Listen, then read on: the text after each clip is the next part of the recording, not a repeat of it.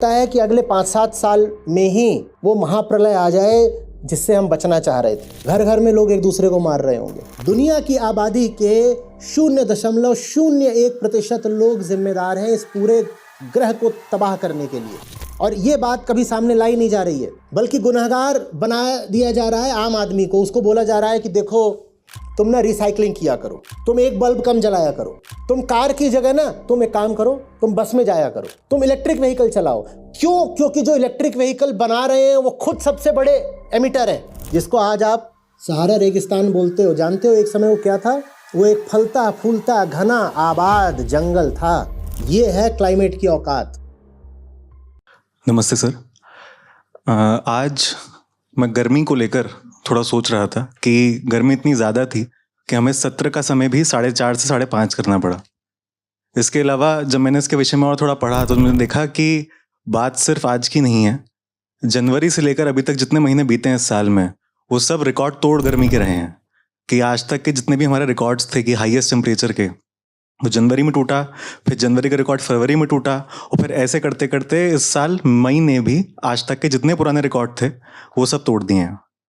अब इस तरह की जो गर्मी है, इसका एक तो हम खुद ही जो उसका परिणाम है वो भुगतते हैं। हम बाहर निकलते हैं तो 2 मिनट भी धूप में खड़ा नहीं हुआ जाता। पर मैं देख रहा हूँ कि इस सबके साथ भारत में एक बहुत बड़ी आबादी है जिसका दिनचर्या का पूरा काम ही ऐसा है कि उन्हें बाहर ही खड़ा रहना पड़ता है, भारी काम करना पड़ता है। तो उस सबके बीच मुझे समझ नहीं आ रहा कि हम किस ओर बढ़ रहे हैं। ये मतलब इस तरह का तापमान, इस तरह का मौसम, ऐसे बदलाव, ये हमें कहाँ लेके जा रहे हैं? मास इंसेनिटी। और ये इसी साल नहीं हुआ है, जनवरी से मई तक, पिछले 11 महीने सब के सब इतिहास के 11 सबसे गर्म महीनों में से थे। मतलब आप पिछले अक्टूबर को भी लोगे तो वो आज तक का हॉटेस्ट अक्टूबर है। 5 नहीं 11 महीने ऐसे हैं। और इसके जो मटेरियल एस्पेक्ट्स हैं उन पे तो हम बहुत बार बात करते हैं। जो इसका साइकोलॉजिकल एस्पेक्ट है वो सामने आ रहा है और उस पर बहुत कम चर्चा हुई है। वो ये है कि हमारी जो पूरी शारीरिक व्यवस्था है वो इतने तापमान के लिए इवॉल्व नहीं हुई है। इवोल्यूशन की पूरी प्रक्रिया में इंसानों को और बाकी प्रजातियों को, जीव जंतुओं को कभी इतना तापमान झेलना पड़ा ही नहीं था। तो ये जो अब तापमान आया है ये हमारे शरीर की लिमिट से बाहर का है। और उससे ये नहीं होने वाला कि हमारी खाल जल रही है, उससे ये होने वाला है कि हम मास इंसेनिटी के युग में प्रवेश कर रहे हैं। ह्यूमन डिसीजन मेकिंग गड़बड़ हो रही है। आप ठीक से सोच पाओ उसके लिए भी जरूरी है कि शरीर का तापमान एक सीमा में रहे, और शरीर पर जो हवा पड़ रही है, जो धूप पड़ रही है, उसका भी तापमान एक सीमा में रहे। जब तापमान उससे हटता है तो आपकी वैचारिक प्रक्रिया भी एकदम बिगड़ जाती है, ठीक वैसे जैसे आपका पाचन तंत्र वगैरह बिगड़ जाता है। जब गर्मी बहुत होती है तो देखा ना, खाना अलग तरीके से पचता है। हम बोलते भी हैं कि ग्रीष्म का अलग है और शिशिर का अलग है भोजन, इस तरह की बातें करते हैं कि नहीं हम? तो जैसे पाचन तंत्र पर प्रभाव पड़ता है तापमान का, वैसे ही ये जो पूरा वैचारिक तंत्र है जिसमें भावनाएं भी शामिल हैं, उस पर भी टेम्परेचर का असर पड़ता है। आपके विचार बदल रहे हैं टेम्परेचर के कारण। आप पागल हो रहे हैं, हर आदमी पागल हो रहा है। बिहार के किसी जिले में किसी ने अभी रिपोर्ट छापी कि डॉग बाइट्स में 6 गुना की वृद्धि हो गई है पिछले ही महीने में। और ये जो कुत्ते काट रहे हैं इन्हें रेबीज नहीं है, बस ये गर्मी से पगला गए हैं। और सुनिए, ऐसे जानवर जो आमतौर पर आक्रामक नहीं होते, जैसे गाय, जैसे बकरी, ये जबरदस्त रूप से आक्रामक हो रहे हैं। इनका पूरा व्यवहार बदल रहा है। और वही चीज इंसानों में भी देखी जा रही है। इंसान का व्यवहार ही बदल रहा है। इंसान कुछ का कुछ हो जाएगा। छोटा मोटा अंतर नहीं है ना। ऐसा नहीं है कि 1-2 डिग्री मामला बदल गया है और जितना बदल भी गया है वो वापस ठीक हो जाएगा। तापमान में 4 डिग्री 5 डिग्री की वृद्धि देखी जा रही है। और जितनी वृद्धि देखी जा रही है वो लगातार है और आगे वो और बढ़ेगी। अभी कल ही तो था कि कम्युनिटी पर डाला था ना, भोपाल में वो एयर कंडीशनर डिजाइंड ही नहीं था उतना टेम्परेचर झेलने के लिए, वो फट गया। उसी तरीके से आपका जो ब्रेन है ना, ये डिजाइंड नहीं है इतना टेम्परेचर झेलने के लिए, तो ये फटेगा तो नहीं, लेकिन इसके भीतर जो पूरे न्यूरल सर्किट्स हैं वो सब उल्टे पुल्टे हुए जा रहे हैं, क्योंकि हर चीज टेम्परेचर डिपेंडेंट होती है ना। है तो भीतर जो खेल वो इलेक्ट्रिकल सर्किट्स का ही है, इलेक्ट्रिकल केमिकल सर्किट्स ही तो हैं भीतर सारे, और जितने सर्किट्स हैं वो सब टेम्परेचर डिपेंडेंट होते हैं।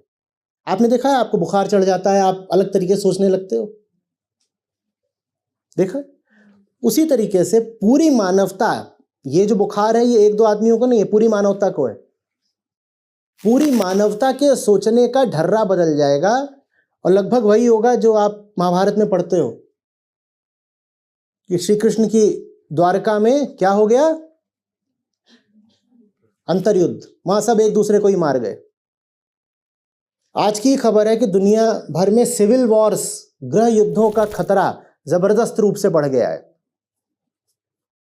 क्योंकि लोग इस पूरे जलवायु परिवर्तन के कारण पागल हो रहे हैं। और लोगों में सत्ताधीश भी शामिल हैं, लोगों में वो सब भी तो हैं जो डिसीजन मेकर्स हैं, वो भी सब पागल हो रहे हैं। आपको ये सुन के बहुत अजीब लगेगा, पर थोड़ा इस पर विचार करिएगा। आप बाजार में जा रहे हो, आप क्या खरीदने वाले हो, आपका फैसला बदल रहा है। आपको कौन सा रंग पसंद है, आपका फैसला बदल रहा है। आप किससे दोस्ती करोगे नहीं करोगे, आपका फैसला बदल रहा है। आप किससे विवाह करोगे नहीं करोगे, आपका फैसला बदल रहा है। जलवायु परिवर्तन आपको पूरी तरह से बदले दे रहा है।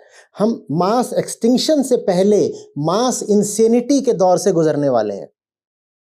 मरेंगे हम, पर ऐसा नहीं कि सिर्फ गर्मी के हाथों मरेंगे, हम अपने पागलपन के हाथों मरेंगे। हम मरने से पहले पागल होकर मरेंगे। विक्षिप्त सब घूम रहे होंगे सड़कों पर, पागल, अपने कपड़े फाड़ते हुए, बिल्कुल तपती हुई सड़कों पे निकलेंगे, कुछ दूर तक चलेंगे और फिर लाश बनकर जलती हुई सड़क पर ढह जाएंगे। ऐसे अंत होगा मानवता का। वो जानवरों में दिखाई दे रहा है, पक्षियों में दिखाई दे रहा है। पक्षियों का व्यवहार बदल गया है, पक्षियों का मेटिंग बिहेवियर बदल गया है। जो थोड़ा कृषि के की पृष्ठभूमि से हैं, ग्रामीण क्षेत्रों से हैं, वो जानते होंगे कि फसलों का व्यवहार बदल गया है। जिस समय पर बुआई, रोपाई, कटाई होती थी, वो सब कुछ 10-10, 20-20 दिन आगे पीछे खिसक गया है। कई फसलें जिन क्षेत्रों में पहले होती थी वहां अब हो नहीं सकती। तापमान बढ़ गया है।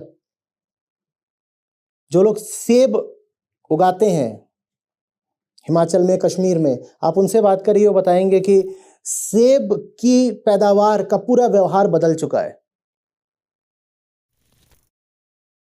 टेम्परेचर सेंसिटिव होता है बहुत, और उसका खेल तो इतना ही नहीं है कि बाहर तापमान बढ़ रहा है।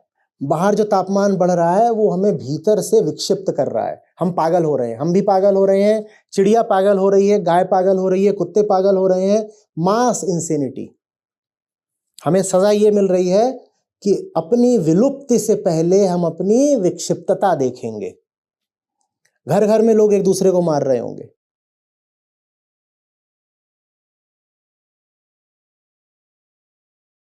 जब पीने को पानी नहीं मिलने वाला तो क्या करोगे? तापमान इतना बढ़ जाएगा, क्या करोगे?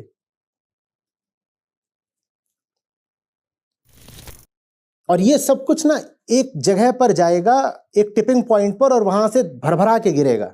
अभी तो क्या हो रहा है, तापमान बढ़ता है तो हम एसी के माध्यम से उसको कंट्रोल कर लेते हैं। बहुत लोगों को तो पता भी नहीं चलता। जिन लोगों के पास कूलिंग की व्यवस्था है उनको ये सब बातें ऐसी लगती हैं कि किसी और लोग की हो रही हैं। कौन सा क्लाइमेट, कौन सा टेम्परेचर, सब तो ठीक चल रहा है, क्या हो गया? उन्हें नहीं समझ में आ रहा। उन्हें नहीं समझ में आ रहा कि कूलिंग एक बहुत इनएफिशिएंट प्रोसेस होता है फिजिक्स के क्षेत्र में। आप कहीं पर 1 डिग्री तापमान बढ़ाना चाहो, हीटिंग एफिशिएंसी कूलिंग एफिशिएंसी की लगभग डबल होती है। नहीं समझे। 1 डिग्री तापमान बढ़ाने में जितनी ऊर्जा लगेगी उससे दूनी ऊर्जा लगती है 1 डिग्री तापमान गिराने में। आपके जो एसी और फ्रिज वगैरह होते हैं, इनकी किसी की भी एफिशिएंसी 40-45% से ऊपर नहीं होती। कूलिंग एक बहुत इनएफिशिएंट प्रोसेस होता है, बहुत मुश्किल होता है कूल करना। आप हीटर चलाते हो गाड़ी में, आपने देखा है कभी? गाड़ी के इंजन पे बहुत फर्क नहीं पड़ता। जब आप एसी चलाते हो तो क्या होता है? अगर गाड़ी छोटी है, 1000-1200 सीसी के इंजन वाली गाड़ी है, उसमें आप एसी ऑन कर दो तो आपको पता चलता है कि गाड़ी का इंजन लोड ले रहा है। स्पीड एक्सेलरेशन उसका कम होने लग जाता है। देखा है?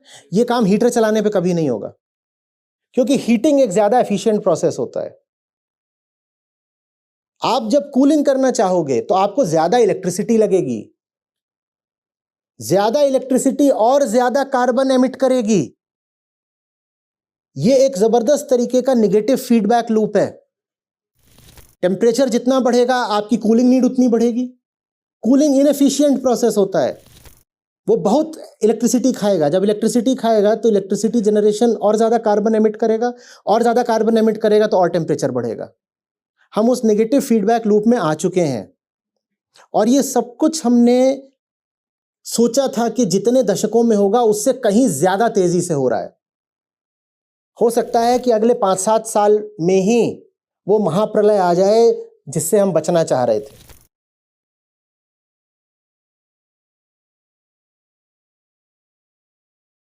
मटेरियल एस्पेक्ट्स की हमने बात करी थी कि जीडीपी कम हो जाएगा, ये कम हो जाएगा, समुद्र का तल बढ़ेगा तो शहर डूबेंगे, और ये बातें अब कुछ हद तक लोगों में पहुंच भी रही हैं कि हाँ, हमको पता है कि उदाहरण के लिए थाईलैंड की राजधानी है बैंकॉक, वो डूबेगी। अगले कुछ सालों में उन्हें वो राजधानी ही हटानी है, क्योंकि वो पूरी राजधानी डूब जाएगी। हमें अच्छे तरीके से पता है कि मालदीव विलुप्ति की कगार पर खड़ा है, तो वो नकली आइलैंड्स बनाने की कोशिश कर रहे हैं। हम बहुत अच्छे से जानते हैं कि कोरल ब्लीचिंग जबरदस्त तरीके से हो चुकी है। 60-70% कोरल्स हमने खो दिए हैं। ये सब बातें हमें पता थी, लेकिन मास इंसिनिटी वाली बात बहुत पब्लिक नहीं हुई थी अभी तक। वो हमें देखने को मिल रही है, उसके प्रमाण सामने आ रहे हैं। जलवायु परिवर्तन इंसान को पागल कर रहा है। हम विक्षिप्त हो रहे हैं, हमें पता भी नहीं चल रहा। वो विक्षिप्तता हर समय थोड़ी थोड़ी बढ़ रही है। जब आप सो रहे हैं तब भी बढ़ रही है। भाई, कोई भी मशीन उसी माहौल में काम करेगी ना जिस माहौल के लिए वो डिजाइंड है। हमारी मशीन इस माहौल के लिए डिजाइंड नहीं है, तो इस माहौल में हमारी मशीन खत्म हो रही है। हम पागल हो रहे हैं, और पागलपन संक्रामक होता है। घर में एक व्यक्ति अगर विक्षिप्त व्यवहार करने लगे, पागल, तो 3-4 को अपने साथ पागल कर देगा। सोचिए ना, घर में एक आदमी उल जलूल व्यवहार करना शुरू कर दे तो बाकियों की क्या हालत होती है। मोहल्ले में एक घर पागल हो जाए तो बाकियों का क्या होगा। Mass contagious insanity, we are entering that phase. और इसमें मालूम है होगा क्या? इंसेनिटी का कर्व भी एक्सपोनेंशियल होगा, क्योंकि आप जितने इंसेन होगे आप उतनी ज्यादा भयानक करतूतें करोगे,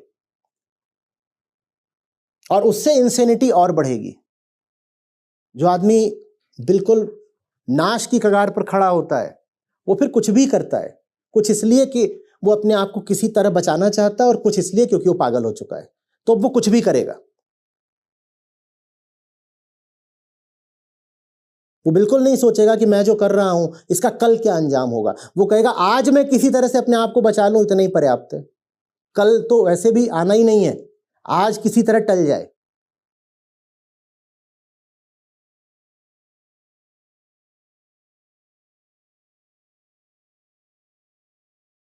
लाखों प्रजातियां हैं जो चुपचाप विलुप्त हो गई, उनका हमें पता ही नहीं चल रहा है। जर्मनी में रिसर्च हुई, वहां के किसी जंगल में, तो वहां पर रात में आवाजें रिकॉर्ड की जा रही थी पिछले 30-40 साल से। रात में जंगल के बीच आवाजें रिकॉर्ड की जा रही थी 30-40 साल से। और वहां पे जो अभी नतीजे सामने आ रहे हैं वो इतने खौफनाक हैं। 70% आवाजें बंद हो गई हैं। वो फ्रीक्वेंसीज ही गायब है। मतलब समझ रहे हो? और ये जंगल है, वहां कोई जाके मार नहीं रहा। सिर्फ 30-40 साल के अंदर अंदर 2/3 से ज्यादा वहां जो प्रजातियां थीं वो अब नहीं रहीं, गई। क्योंकि इकोलॉजिकल सिस्टम्स बड़े सेंसिटिव होते हैं, उसमें कोई भी चीज कम ज्यादा होगी तो बचते नहीं है। क्लाइमेट का कितना जबरदस्त प्रभाव होता है हम समझ ही नहीं पा रहे हैं। भारत की हम बात करते हैं कि हमारी गौरवशाली सभ्यताएं, आपको पता है हमारी जो सब बड़ी बड़ी सभ्यताएं रही हैं अतीत में भारत में, वो सब की सब क्लाइमेट चेंज से ही समाप्त हुई। और वो उस समय कोई बहुत बड़ा क्लाइमेट चेंज था भी नहीं। इंडस वैली सिविलाइजेशन कैसे समाप्त हो गया था? कैसे हो गया था? हम कभी सोचते ही नहीं है। दक्षिण भारत की भी जो बड़ी बड़ी सब सभ्यताएं थीं, जाके पढ़िएगा अपने आप से कि चोल साम्राज्य का क्या हुआ था, समाप्ति कैसे आई थी। हम बात करते हैं जीडीपी की, हम कहते हैं आगे हम भविष्य बनाएंगे, उसमें समृद्धि आएगी। क्लाइमेट ऐसी चीज है कि पूरे के पूरे देश को तबाह कर देती है। एक आदमी नहीं बचता, एक आदमी नहीं बचता। अब रख लो अपना राष्ट्रवाद। और ये सब जो अपने आप को राष्ट्र के नेता बोलते हैं, ये क्लाइमेट की बात नहीं कर रहे। आप सिर्फ इतना गूगल कर लीजिएगा कि भारत की कौन कौन सी किंगडम्स रही हैं, कौन से बड़े साम्राज्य रहे हैं जो कि क्लाइमेट की भेंट चढ़ गए। आप हैरत में पड़ जाएंगे। आप क्या सोचते हो कि कोई दुश्मन चाहिए होता है जो सब घोड़ों पे बैठ करके आए और राजधानी में आग लगा दें, सिर्फ तभी राज्य समाप्त होता है? नहीं साहब, कोई आक्रांता नहीं चाहिए होता है। क्लाइमेट पर्याप्त है सब कुछ ध्वस्त कर देने के लिए।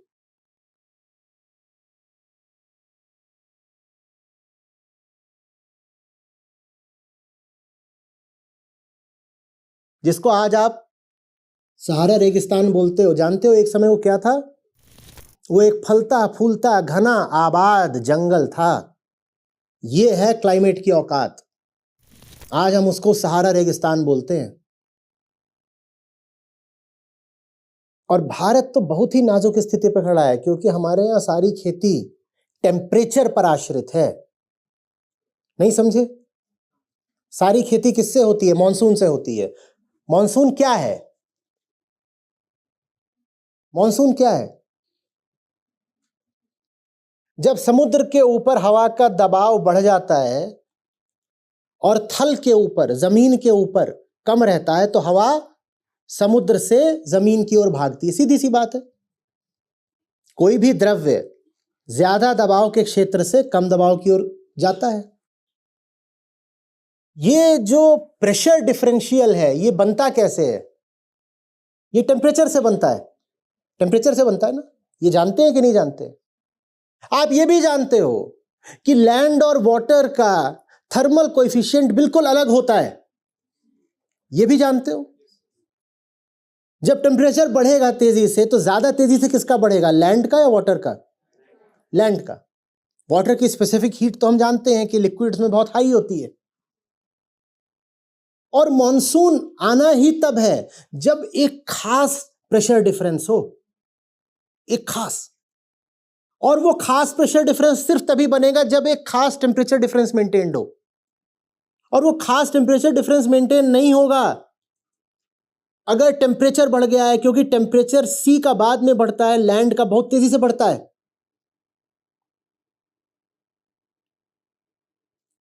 हो चुकी बारिश, हम भी बनेंगे सहारा। ये हमें नहीं बात समझ में आ रही। हिमालय तो तिब्बत भी है भाई मेरे।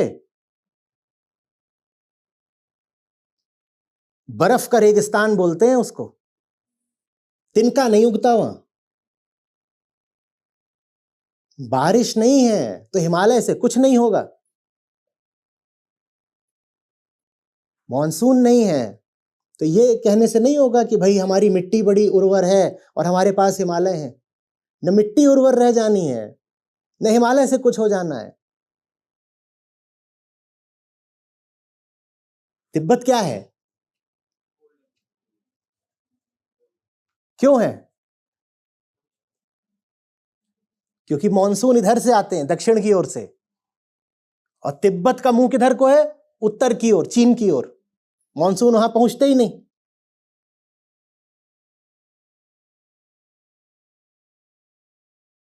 वेनेजुएला का है ना कि वहां आखिरी ग्लेशियर भी चला गया। हम कितने बेहोश लोग हैं, हमें नहीं समझ में आ रहा कि गंगोत्री भी तो ग्लेशियर ही है। अगर वेनेजुएला का आखिरी ग्लेशियर चला गया तो भारत का आखिरी ग्लेशियर कब तक बचेगा?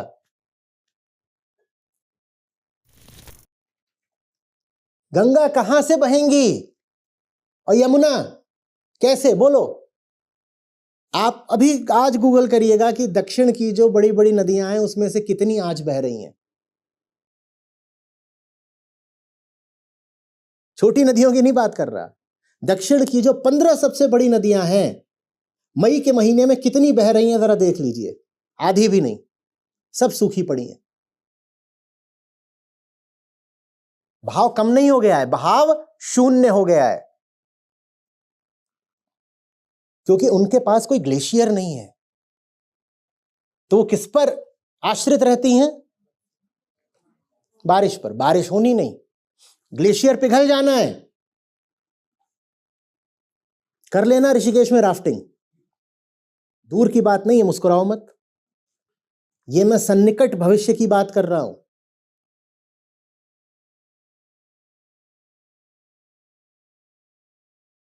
वेनेजुएला का ग्लेशियर चला गया तो गंगोत्री कितने दिन तक बचेगा बताओ?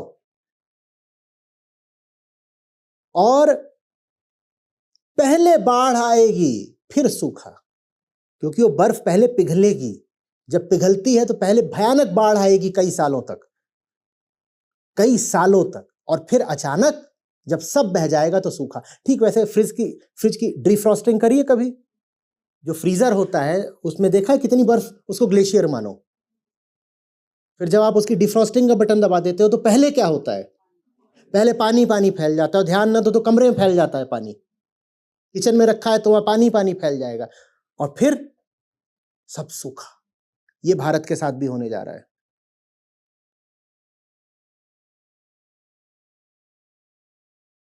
हमारे लिए बड़े मुद्दे क्या हैं? आईपीएल, चुनाव, और एकदम विक्षिप्त किस्म के ये नेता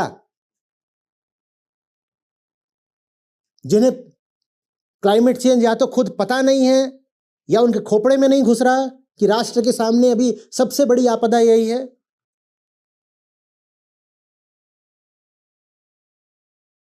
जैसे मरना काफी नहीं था,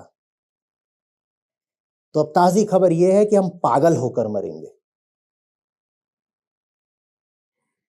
बधाई हो। कर लीजिए कल्पना, 55-60 डिग्री तापमान में आप कपड़े फाड़ के सड़क पर पहले 2-4-5 घंटा है करके फिरोगे, और फिर ऐसे धीरे से गिर जाओगे, और गिरने से पहले 2-4 को मार दोगे। जो जो कांड हो सकते हैं सब करोगे, और फिर मौत आएगी।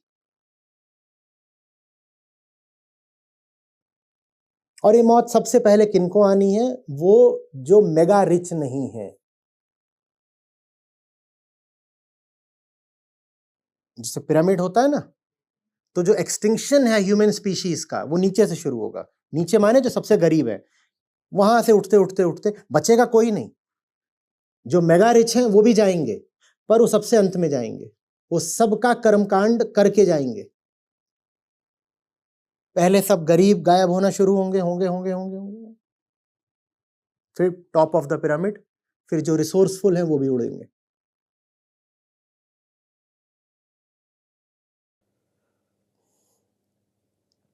लोग कहते हैं आप बस डराते ही हो या कोई समाधान भी बताते हो। समाधान मैं सैकड़ों बार बता चुका हूं। आज ही हमें बता रहे थे कि भारत का जो आम आदमी है वो एनुअली 2.5 टन कार्बन डाइऑक्साइड उत्सर्जित करता है, बस सिर्फ 2.5 टन। और फिर इन्होंने सेलिब्रिटीज का एक पूरा टेबल दिखाया, सेवरल मिलियन टन्स एनुअली। समाधान समझ में आ रहा है? हम अपने ऊपर ले लेते हैं कि नहीं, मैं ना एक बल्ब कम जलाऊंगा तो मैं क्लाइमेट चेंज रोक दूंगा। भाई मेरे, तू 2.5 टन एमिट करता है बस। यहां तक कि जो एवरेज अमेरिकन भी है वो भी 14-15 टन एमिट करता है। इसमें जो रियल कल्प्रिट्स हैं, आप लोगों को संदेश भेजा था, याद होगा, कि दुनिया की बस 60 कुल कंपनियां हैं। हाँ, 4 तो 25% वाली थी, 57 है, जिनसे कितने परसेंट है? 80% है। टॉप 4 कंपनियों का आपको भेजा था कि 25% इनसे है, और टॉप 57 कंपनियां ले लो तो दुनिया का 80% एमिशन वो करती हैं। और ये 57 कंपनियां क्या करेंगी? कंपनियां कॉन्शियस होती हैं क्या? कंपनियां इंसान हैं, कंपनियों में चेतना होती है। कंपनी माने कौन? कंपनी का ओनर। इन लोगों के अपने personal emissions millions of tons of carbon dioxide में होते हैं। ये जो इनकी याट होती है, जो इनके प्राइवेट जेट होते हैं, इनकी जो लाइफस्टाइल होती है, लेकिन ये बातें आपको कभी नहीं पता लगने देंगे। उल्टे ये आपसे बोलते हैं देखो तुम ना कार पूलिंग किया करो। भाई आम आदमी कितनी भी कार पूलिंग कर ले उससे नहीं होगा। असली बात यह है कि ये जिनको हमने अपना आदर्श बनाया हुआ है, सेलिब्रिटी, इनको हमें खींच के नीचे उतारना पड़ेगा। हमें इनके कंजम्पशन पे रोक लगानी पड़ेगी। और आम आदमी का भी अगर कंजम्पशन बढ़ रहा है तो क्यों बढ़ रहा है? क्योंकि आम आदमी इनको आदर्श मानता है। आम आदमी कहता है ये ऐश कर रहे हैं, यही गुड लाइफ होती है, यही जो गुड लाइफ है मुझे भी चाहिए। ये कंजम्पशन कर रहे हैं तो मैं भी कंजम्पशन करूंगा। आप में कंजम्पशन की सबसे ज्यादा आग कौन भड़काता है? ये सेलिब्रिटीज ही तो। देखो मैं अपनी वाइफ को लेकर के कहीं एल्प्स पे चढ़ा हुआ हूं,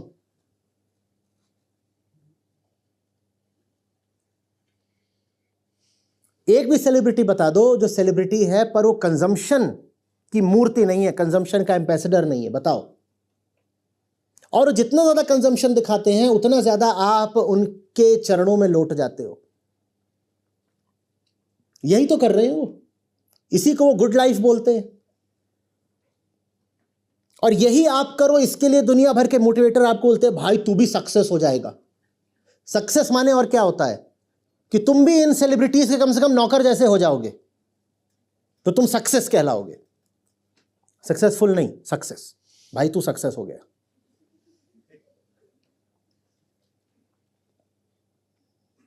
आम आदमी का भी कंजम्पशन ये सेलिब्रिटी ही तो बढ़ा रहे हैं। दुनिया की आबादी के 0.01% लोग जिम्मेदार हैं इस पूरे ग्रह को तबाह करने के लिए। और यह बात कभी सामने लाई नहीं जा रही है, बल्कि गुनहगार बना दिया जा रहा है आम आदमी को। उसको बोला जा रहा है कि देखो तुम ना रिसाइकलिंग किया करो, तुम एक बल्ब कम जलाया करो, तुम कार की जगह ना तुम एक काम करो, तुम बस में जाया करो, तुम इलेक्ट्रिक व्हीकल चलाओ। क्यों? क्योंकि जो इलेक्ट्रिक व्हीकल बना रहे हैं वो खुद सबसे बड़े एमिटर है। और वो आपको ये नहीं बता रहे हैं कि एंड टू एंड पूरा लाइफ साइकिल ले लो तो इलेक्ट्रिक व्हीकल उतना ही कार्बन एमिट करता है जितना कि फॉसिल फ्यूल वाला। वो आपको बता नहीं रहे हैं। सर इसमें एक फैक्ट और था, मैं रिसेंटली पढ़ रहा था कि जो लिथियम होता है जिससे बैटरी बनती है किसी इलेक्ट्रिक व्हीकल की, 1 टन लिथियम को एक्सट्रैक्ट करने के लिए 20 लाख लीटर फ्रेश वाटर चाहिए होता है। और आपको बताया जा रहा है कि इलेक्ट्रिक व्हीकल से तो क्रांति आ जाएगी, उसकी नंबर प्लेट भी ग्रीन लगती है। किसको मूर्ख बनाया जा रहा है? जो इस पूरे ग्रह को बर्बाद करने के लिए जिम्मेदार हैं, हम उनके नाम ही नहीं लेना चाहते, जबकि उनके नाम सार्वजनिक हैं। सिर्फ जाकर गूगल करिए कि कौन से वो लोग हैं, top 100 people who are responsible for destroying the planet through carbon emissions, आपको मिल जाएगा। कितना एमिशन कर रहे हैं ये भी मिल जाएगा। लेकिन प्लैनेट को बचाने की जिम्मेदारी आम आदमी पर डाल दी गई है।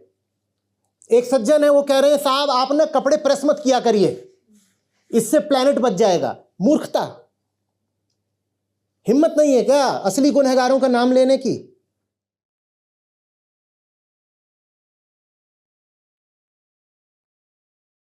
कपड़े ना पहने तो और बच जाएगा।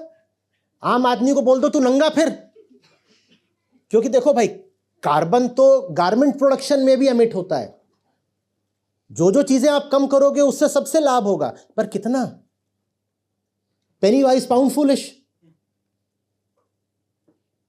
1 टन कार्बन बचाएं या 1 गीगाटन, और जो गीगाटन वाले हैं उनका हम नाम नहीं ले रहे, क्योंकि उन्हीं के दम पे ये पूरी व्यवस्था चल रही है। वही हमारे राजा हैं, वही नवाब हैं।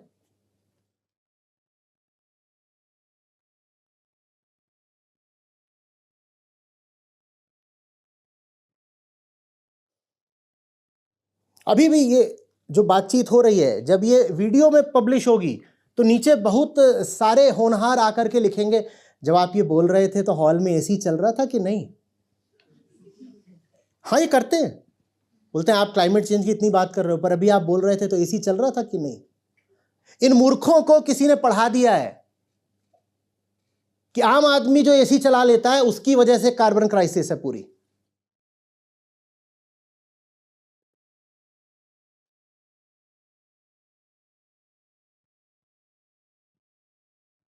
मैं ये नहीं कह रहा हूं कि आम आदमी और एमिशन करे, मैं ये कह रहा हूं आम आदमी को भी इतना कंजम्पशन और इतना एमिशन सिखाने वाले ये सेलिब्रिटी ही हैं।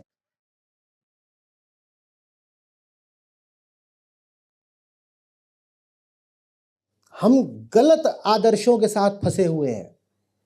पॉलिटिक्स में गलत आदर्श, एंटरटेनमेंट में गलत सारे तो हमारे आदर्श एंटरटेनमेंट के ही हैं। एंटरटेनमेंट, उसके बाद इंडस्ट्री, उसके बाद पॉलिटिक्स। 3 सूरतों में हम किसी को महान मानते हैं। हाँ, या तो हमारा मनोरंजन करता हो, फिल्म, क्रिकेट वगैरह, या उसके पास बहुत सारा पैसा हो, इंडस्ट्रियलिस्ट हो, या उसके पास सत्ता हो। इन्हीं 3 से तो हमारा दिमाग भरा रहता है ना। हाँ, और ये तीनों के तीनों नंबर 1, 2, 3 के गुनहगार हैं इस ग्रह को बर्बाद करने में। और साजिश ये है कि आम आदमी अपने आप को जिम्मेदार मान रहा है। आम आदमी ऐसा नहीं कि जिम्मेदार नहीं है, पर उसकी जिम्मेदारी, उसका गुनाह सबसे पहला यह है कि उसने इन सेलिब्रिटीज को सेलिब्रिटीज बनाकर रखा है। हर सेलिब्रिटी से एक डिक्लेरेशन लेना चाहिए कि बताओ तुम्हारा कार्बन फुटप्रिंट कितना है, डिक्लेयर करो। डिक्लेयर करो तुम्हारा कार्बन फुटप्रिंट कितना है, तुम्हारा एनुअल कार्बन एमिशन कितना है, डिक्लेयर करो। और जब वो डिक्लेयर करेंगे तो आपका उन पर थूकने का मन भी नहीं करेगा।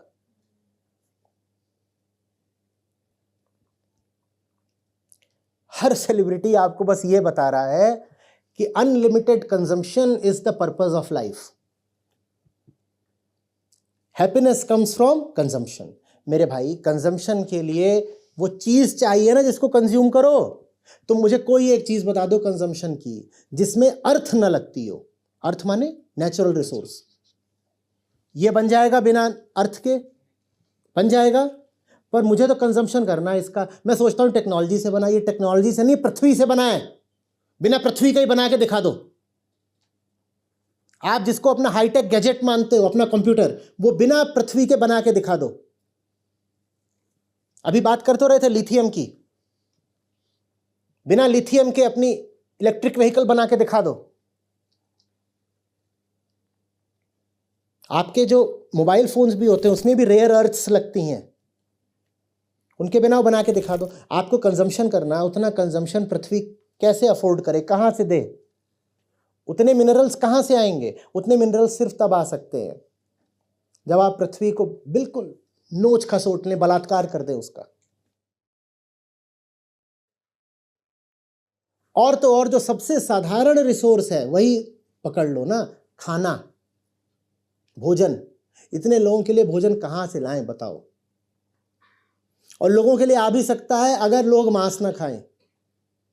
दुनिया भर में 70% से ज्यादा जो खेती होती है वो जानवरों के लिए होती है। जानवरों के लिए क्यों होती है? ताकि जानवर को खिलाया जाए, फिर जानवर को आप खाओ। ये कितनी अजीब है। लोग कहते हैं ना कि पर जो शाकाहारी लोग होते हैं वो भी तो खेत का ही खाते हैं और खेत का खाने में भी हिंसा है। भाई 70% खेत इसलिए होते हैं ताकि जानवरों को सोयाबीन खिलाया जा सके,